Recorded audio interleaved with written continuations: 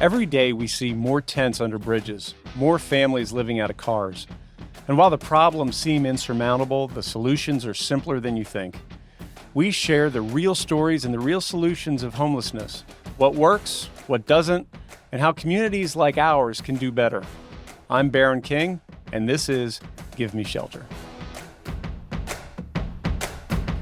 Well, hello, everybody, and thanks for joining us on Give Me Shelter. Normally, we talk a lot, or a lot of our episodes have been focused more on the causes of homelessness, and that's always an important topic. I also like to be very solutions-focused, and I like to talk about how to address some of the problems and what's necessary to get our nation on the road to ending, or at least significantly curtailing homelessness. And so today's episode is about rental discrimination. It's an important topic, and I think you're going to learn a lot. I am not an expert on rental discrimination, but whenever that happens, I like to bring in somebody that is an expert. And so with me today, we have Martie Lafferty, who's the Executive Director of the Tennessee Fair Housing Council. Martie, thanks for joining us. Thank you for having me, Baron. I'm happy to be here. Excellent. So Martie's an attorney and has been practicing law for over 25 years, and she's based in Nashville. A lot of our guests are from Tennessee because that's where we are. But I would hazard a guess that everything we talk about today is going to be applicable no matter where you're at. So, Martie, if you would, tell us about your organization and what it does. Sure, I'd be happy to, Baron. And you're right, we're going to be talking about the Fair Housing Act broadly, so that would apply anywhere in the country. And that's a federal act, right? Yes, that is a federal law, okay. Absolutely. So we are based, like you said, here in Nashville, Tennessee. The Tennessee Fair Housing Council has been around since 1995. We have a broad mission of eliminating housing discrimination in Tennessee. We have not, fully accomplished that yet, but we hope to do it one of these days. And we kind of have a dual-fold approach to how we do that. We try to prevent housing discrimination from occurring, and when it does occur, we want to address the discrimination. Before I go into a little bit more about what we do, I want to encourage people, particularly in Tennessee, to contact us if they have questions about fair housing, and especially if you think you or somebody you know is being discriminated against in housing. So you can contact us by phone at 615-874-2344. You can also email us at admin, ADMIN, at TENN fair, FAIR, housing, HOUSING.org, or you can go to our website. You can just look us up. I'm not gonna give you the whole address, but go to Tennessee Fair Housing Council, go to our website, and go to our contact page. So there are 3 different ways that you can get to us. And we encourage you to do that. If for some reason you want to contact us and you're outside of Tennessee because you need some assistance, feel free to do that, and we'll try to get you to the right place. You can also go to the National Fair Housing Alliance website, and they have a list of organizations that handle fair housing in other states. So that's another option. So back to a little bit more about what we do. And again, encourage you, please do call if you would like to do that, or contact us in some way. So we serve primarily the Middle Tennessee area here in Tennessee, especially for some of our services, and I'll tell you which ones those are in a moment. But so think Davidson County and surrounding counties. I can actually run through our county list, but I don't want you to be discouraged if you don't hear your county on the list. So we serve Cheatham, Davidson, DeKalb, Dixon, Montgomery, Putnam, Robertson, Rutherford, Smith, Sumner, Williamson, and Wilson. And so those are for our direct services like case services and testing, and I'll tell you what those are. However, When we can, when resources allow, we absolutely try to serve folks in other counties as well with those services.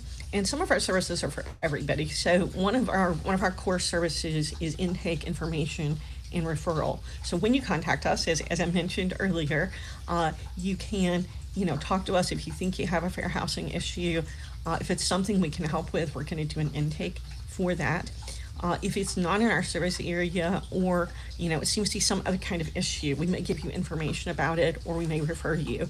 People sometimes just call us because they need the information, they want to know more, and we can certainly do that. So those things would be anywhere in Tennessee. We also do education, outreach, and training, primarily in Middle, but we do some of that across the state as well, particularly now that we can do it virtually like this. We do those things across the state. And then let me tell you a bit more about our case services and our testing services. We do have attorneys on staff, and that way we are able to, if somebody is experiencing housing discrimination, we are able to actually, potentially provide, depending on the case, legal representation to them to help them try to resolve the issue. And then we have testing services. And testing is kind of like secret shopping for housing discrimination. Our goal is not to catch people discriminating. What we hope to do is verify that they are complying with the Fair Housing Act.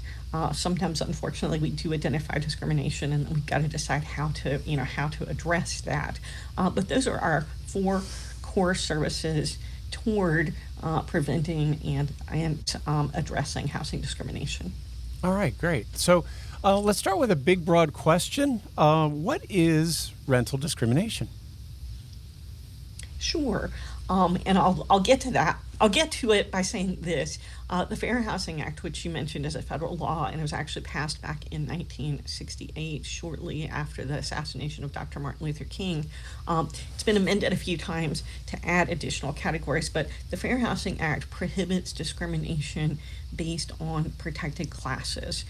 So those are race, color, national origin, religion, sex, familial status, and disability.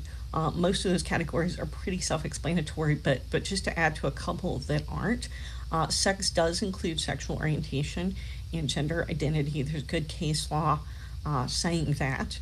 You may hear at times that it doesn't, but I'm telling you, as of this moment in 2026, the Fair Housing Act does cover sex, sexual orientation, and gender identity. The other term that can be a little confusing is familial status. What on earth does that mean? That's having children in your household, so children living with you, or expecting children. You could be pregnant, you could be planning to adopt, those kind of things. You would be protected from familial status discrimination. And the Fair Housing Act is broad in that it doesn't just prohibit rental discrimination, which I will definitely delve into in a moment, but it also prohibits discrimination in a multitude of housing transactions. So it could be, a sales transaction, a mortgage lending transaction. It could be something like a real estate agent, discriminating. It can be advertising. It could be, like I said, lending, all of those kind of things, even zoning at times. But by and large, our organization and other organizations across the United States, the type of discrimination we most often are contacted about is rental discrimination. And I think, most people, the majority of people in the United States do rent. And the other reason we wanted to talk about rental discrimination today is it tends to have the highest relationship to the potential for being unhoused. So the difficulty getting into rental housing, and then the potential for losing rental housing. So what is rental discrimination? It's discrimination in rental housing due to one of those 7 protected classes. And it can take many different forms. It can be something as blatant as, telling somebody who is Black that an apartment is not available, and telling somebody white that an apartment is available at the same time period. And only one of those statements is true. Typically, it's that the apartment is available. It could be charging somebody a higher rent because they're a family with children or because they're a woman, those kinds of things. So those are just some examples of housing discrimination. And when you think about your caseload and what typically finds its way to your organization, what would you say are some of the categories that you see most often? Sure. Most of the folks who contact us about housing discrimination are people with disabilities. That has been a trend that we've seen the entire time we've been operating for 31 years now. That also is the case nationwide. That disability discrimination tends to be the most prevalent. That is followed for us by race discrimination, and then after that, I think sex would be the next one, and then kind of all the other categories kind of fall fewer than that. But we see cases every year affecting each of the protected classes, and I think there are probably a couple reasons. I think that we've all been thinking about this for a long time. Why are the disability cases? Why are there so many of them?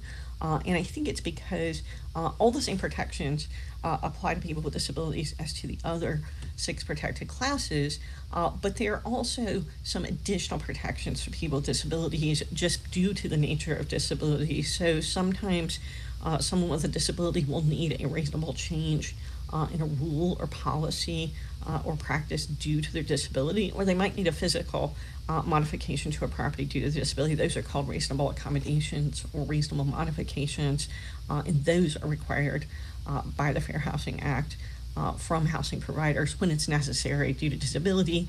And the other piece that's kind of an extra for people with disabilities because it's not needed by the other protected classes, certain housing, multifamily housing built for first occupancy after March 13th, 1991, has to comply with certain really basic accessibility, physical accessibility requirements. So I think those extra pieces are one of the reasons that we see that. I think the other piece is for some reason the public seems to have gotten used to and understands that they shouldn't be blatantly, at least, discriminating against the other protected classes. They may still try to do it and hide it. They will tend to be a little more blatant in some ways against people with disabilities. I don't know why that is, but we've seen that fairly repeatedly. Well, and what we're seeing nationwide is the largest demographic group that is entering into homelessness. The biggest change in groups entering homelessness is seniors, 55 and older. And with that comes mobility challenges and other health issues. So I would imagine that it sounds like it's your biggest area of focus, and I would imagine that that's going to increase in the short to long term. I think that's right, and we see people with disabilities in all age ranges, of course, but disability is a characteristic that most of us will encounter at some point in our life if we live long enough. Yeah. And sometimes you have a temporary disability. You break something and you have a temporary mobility disability, for example. So yes, I think as the population continues to age, we're going to see even more of this type of discrimination. So how does somebody know whether or not they're experiencing rental discrimination? Sure. So sometimes it's clear, but sometimes it's not. So, for example, if a family with children is told, you can rent something on the first floor of this building, but we're not going to rent to you on the 3rd floor because we've noticed that children have a tendency to fall down the stairs. That's pretty blatant, right? And believe it or not, housing providers will say things like that, or they will try to, group all the families with children near the playground or something, and state that and make it clear. So sometimes there's a clear statement. Sometimes, unfortunately, there are clear statements based on sexual orientation or gender identity, where we're not going to rent to you because you're gay. We've seen that, but most of the time it's more hidden. It can be And I think this is another reason probably the disabilities keep rising to the top. Um, it can be pretty obvious if you're requesting reasonable accommodation or a change, sorry, a change in a rule or policy or a physical change, and somebody says no, they're not going to allow it. That's pretty obvious that there's some discrimination going on there. Or if you go out and look at housing that's supposed to be accessible and it's not, that can be obvious. But many times the discrimination is hidden. So for example, if somebody who's Hispanic is looking for housing and they're quoted a certain rental price, they're not going to know necessarily that somebody white was told a different lower rental price, or the availability issue I mentioned before. If somebody who is Christian is told that the housing is not available, and somebody who's Jewish is told the housing is available, that would be an odd scenario, but I just kind of made it up. Yeah. But they wouldn't know. So that's where our testing comes in. We can actually test to see and do some comparison. So we might have somebody call a housing provider and indicate that they do have children, find out the pricing, the availability, all of those kinds of things, and then have somebody else call who says, they're single, and see if there are changes in that information. And more often than you would think, there are. So it can be helpful. And sometimes we get calls from people, we all have kind of a sixth sense, I think, sometimes about things. We'll get calls from people who say, I'm being treated in a way that I feel like might be discrimination, but I don't really have a way to know. And so we can help them do some testing. We've also had folks who have done some informal testing of their own. They might get a friend or family member with who has a different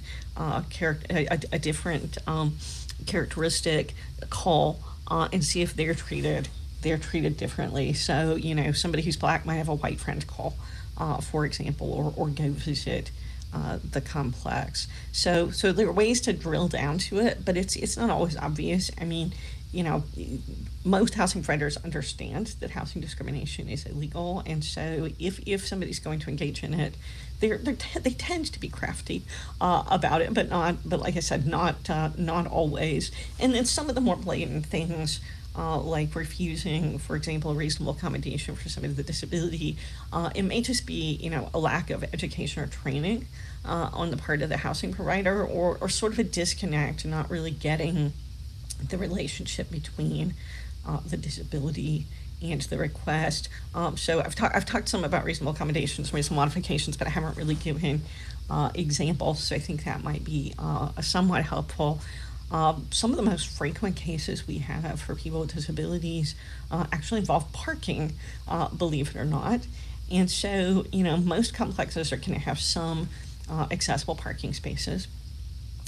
But even if they do have accessible parking spaces, a person with a disability can request that they add more accessible parking spaces if needed, or that they even assign an accessible parking space if that's necessary due to the person's disability. And so, for example, we might have somebody who's a wheelchair user who is constantly coming home wanting to park in one of the accessible spaces, and there's never one available. And this is a problem because typically the spaces they should be wider, and they should have an access aisle, which helps somebody be able to get out of their car or van with, for example, their wheelchair or other mobility equipment. Another scenario we will see is folks who may have difficulty walking. It could be due to a mobility disability, it could be due to a heart condition or something else, but they can't walk long distances. And so they would potentially need a reserved accessible space closer to their apartment.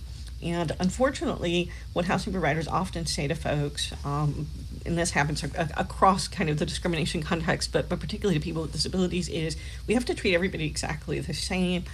If we do that for you, we'll have to do it for everybody. Well, I can't imagine that every single person living in an apartment complex would have the same disability and need that accommodation. So in those cases, we hope people contact us kind of early in those cases when they're getting that refusal, and we can try to help Sure. educate the housing provider and actually get the accommodation. Another fairly frequent example is somebody who might need to break their lease because of their disability. And usually, if you break a lease when you're living in rental housing, you may be responsible for the remainder of the rent. Right. You may get hit with fees, all of those kinds of things. But if it's due to disability, we can often help get the lease break approved and get remaining rent waived, and also fees waived and waived. And there are a couple scenarios that are pretty common. Somebody may move into a complex, be on a higher floor, in a building without an elevator, develop a mobility disability over time, and not be able to travel in and out of their building like they used to be able to. So that could be a reason for a move. Sometimes they'll request to move, to a lower floor, and that's something we can help with as well. But sometimes there's just nothing in the building that's going to work for them due to disability. We also have had folks with mental illness need to move from housing settings because something about the housing may be triggering them or Okay. making their mental illness worse. We had one client who was a veteran who had PTSD, and she actually experienced a crime at her apartment complex, which obviously, then triggered Yep. triggered some of her symptoms. And so, she got medical documentation that she needed to live somewhere else, and we were able to help with that lease break. So it sounds like sometimes discrimination occurs because a landlord is trying to spend less money or control who moves in and who doesn't. And it sounds like other times it may happen due to just a lack of knowledge about what the protections are. Does that sound accurate? Yes, that's a really good description. So there are lots of different factors Yeah. underlying why and when discrimination occurs, and that's part of our job when we get contacted. We represent people who are being discriminated against, but in doing that, and particularly in deciding, whether to take a case, we're investigating what exactly happened, why did it happen, when did it happen, can it be remedied at this point, and when I say can it be remedied, the reasonable accommodation, reasonable modification. So the modification would be a physical change, like a ramp, is a good scenario of if the person still lives there and they still need those things, often we can get them. If it's something that has either caused housing to be denied to somebody or caused somebody to lose housing, there's still remedies, but they're different kinds of remedies, and it's sort of like the situation is already so broken. Typically, the only thing you can get for somebody in those situations is going to be money, and I want people to get Yeah. compensated, absolutely, Yep. and we will do those cases, but it's kind of heartbreaking because you've already got, you can't really truly compensate somebody for the full value of being denied housing or losing housing, because it's a traumatic experience. In some cases, people are going to have homelessness because of it. So that's one of the reasons that we try to prevent as much as we can. Okay, so let's take one of the scenarios that you mentioned. Let's say you're contacted by an Hispanic family that calls and says, hey, we wanted to rent this one apartment. We initially were told it was available, then all of a sudden it's not available. We think that they're lying to us or discriminating. You do the testing and you find out that there are, in fact, apartments available. What does your organization do now? What are the next steps? Right. It's going to depend on what the clients want. Okay. Most of the time in those situations, a client does not want to still live there because they've been discriminated against. However, if the client did want to still live there and we knew there was housing available, we would try to work that out for them. The approach would probably vary depending on exactly what a test showed. If it was the exact same rental agent and it was apparent that they knew one potential tenant was Hispanic, one wasn't, we might take a little harder approach of, hey, it looks like discrimination occurred here. Sure. If It's if it was two different agents, maybe there's some reason, some other factor could have occurred. We might do more of a, your complex treated these folks differently. It appears to be national origin. We don't really know, but here are our clients. They want to rent. Will you let them? That would be, though, a really unusual scenario, because typically, like I said, once somebody finds out they've been, confirms that the discrimination has occurred, like that, they're not going to want to rent. So, assuming we have the proof and that the client wants to pursue the issue, we could file an administrative complaint with the U.S. Department of Housing and Urban Development, commonly known as HUD, or we could file a case in federal or state court. So, and we do those things, and we would be, in that instance, we would primarily be seeking monetary damages for the client.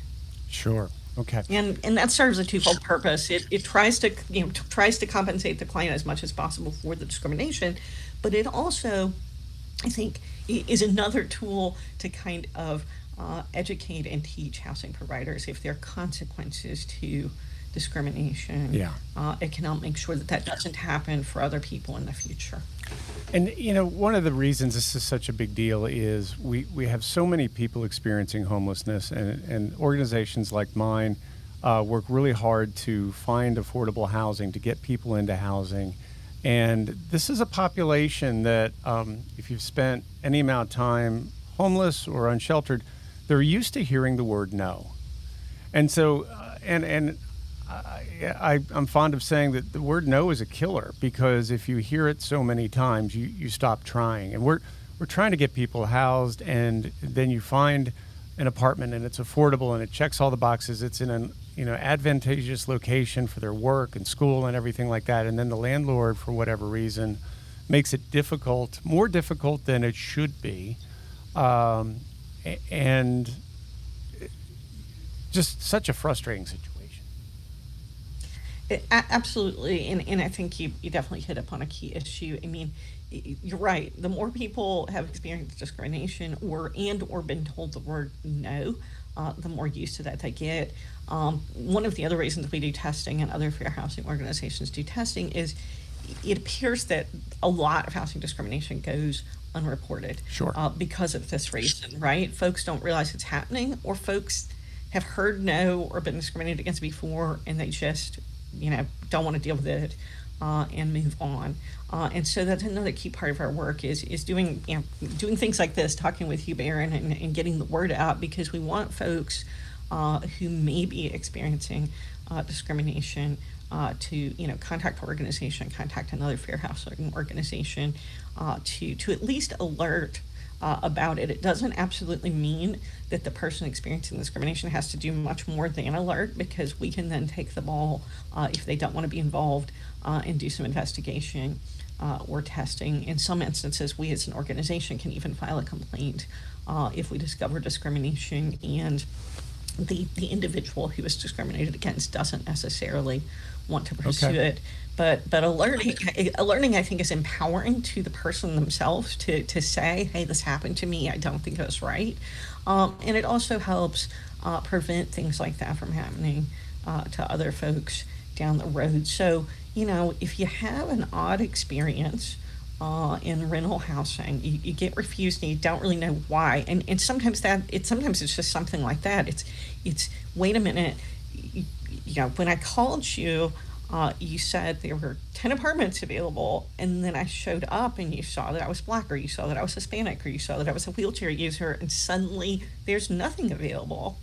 Yeah. What's going on? It doesn't make sense. And so when you see those kinds of things happening, it doesn't hurt to ask some questions. You don't necessarily, I'm not suggesting you get into a confrontation with the housing provider yourself, but call us and say something just doesn't feel right here.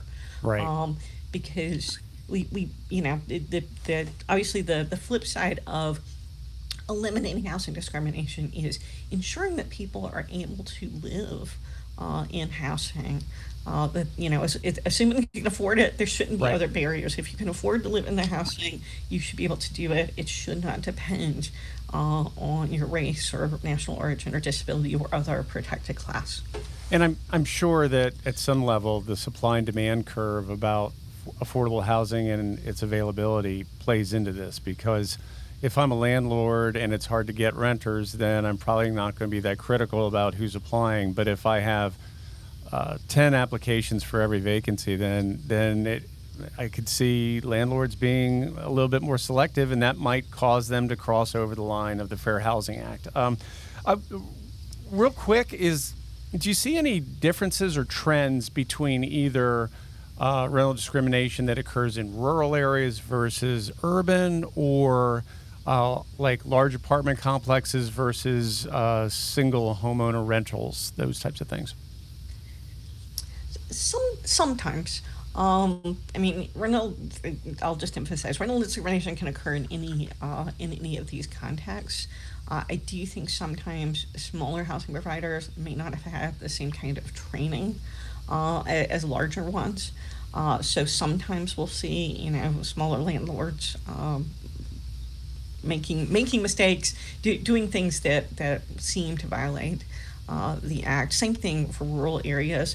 But the flip side of that is, larger complexes have a lot of turnover. So that can be another reason these things happen. If you took, so it's hard to say a lot about kind of trends, but we do sometimes see differences.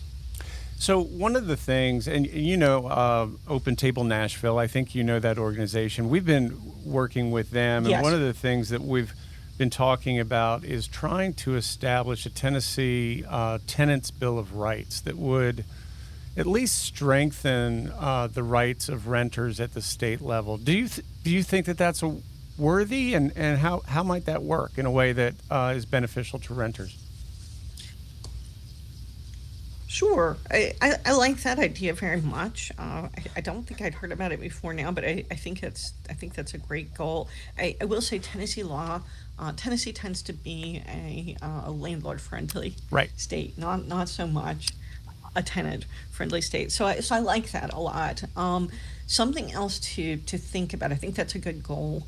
But something else for folks to know is just because Tennessee tends to be a landlord-friendly state does not mean that tenants don't already have rights. So one really important right that you have no matter where you live in Tennessee is that we're a judicial eviction state, which means landlords can't just say, okay, I don't want to rent to you anymore, get out, or you broke your lease, get out. They have to take you to court, and a court has to order that you go. So sometimes landlords will try to intimidate folks, sometimes due to protected class, or sometimes just because they're tenants, and say, you have to be out in 2 days. You violated whatever, or you're behind in rent, or I've Right. changed my mind. But they have to take you to court first. So Okay. if you start getting notices about things like that, or if a landlord verbally tells you or in writing tells you you need to be out, one of the first things you should do is absolutely try to contact an attorney. Legal aid helps a lot in Tennessee with eviction cases. If you live in Davidson County, there's actually an eviction right to counsel program. Okay. There's one through the Legal Aid Society, and there's one through the National Hispanic Bar Association. So folks in Davidson have a bit of a leg up on that. However, like I said, across Tennessee, legal aid helps with evictions. So that would be a good call.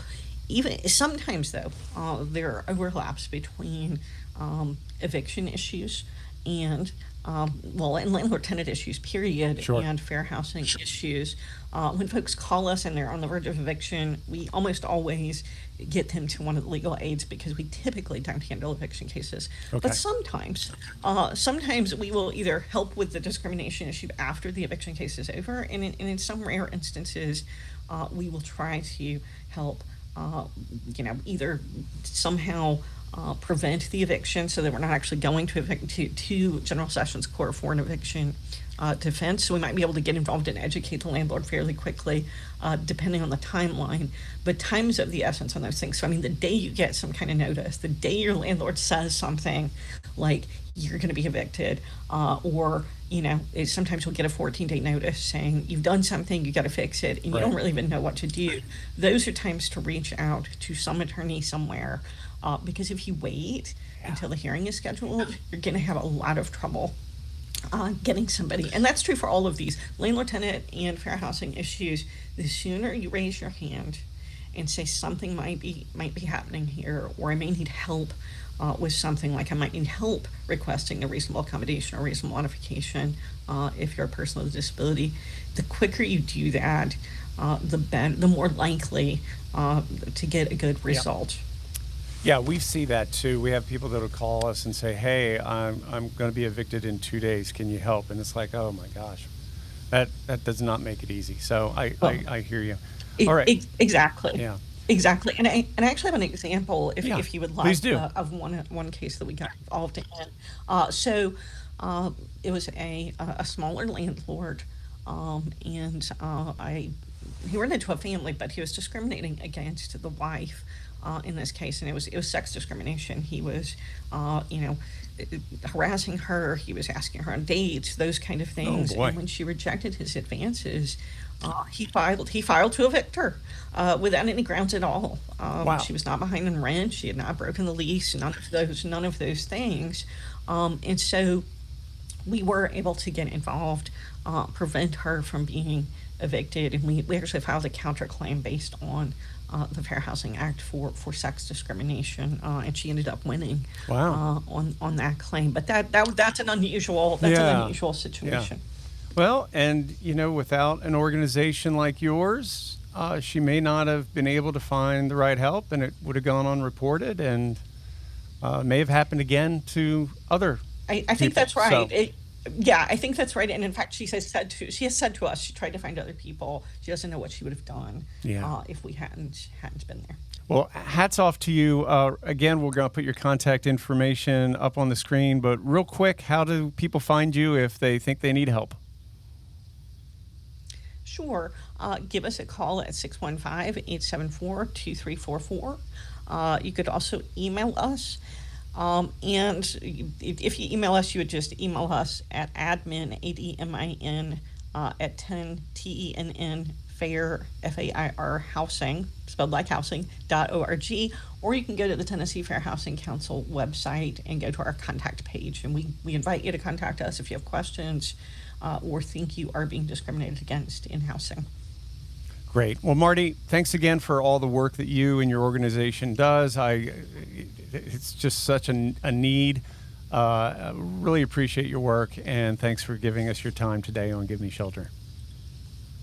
Thanks for having me, Baron. Appreciate it. All right. Bye-bye. Thanks for listening to Give Me Shelter. If you made it this far in the episode, I invite you to share it with at least one person today, because change happens one conversation at a time. I'm Baron King. We'll see you next time.